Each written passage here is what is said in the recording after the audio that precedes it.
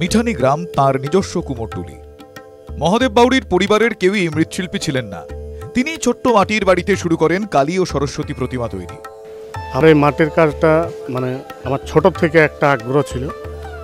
তা পড়াশোনা করলেও ওই মাটির কাজে করতাম।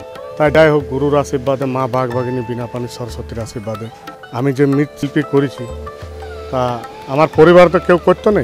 তা আমি মায়ের আশীর্বাদে এই কাজটা শিখেছি আমি অনেক কষ্ট করি। আমার তিনটে গুরু ছিল। আজ মহাদেব 15টি দুর্গা, 70টি কালী ও লক্ষ্মী আর 150টিরও বেশি সরস্বতী প্রতিমা তৈরি করেন।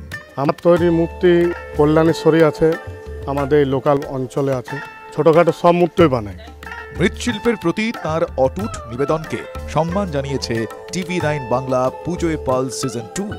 বাবার এই ইনকামে আমি পড়াশোনা করছি। এই ইনকামে অনেক কিছু চলে, আমার সব কিছু হয়, বাট যে সম্মানটা বাবার আছে এটা আমাদের কাছে অনেক।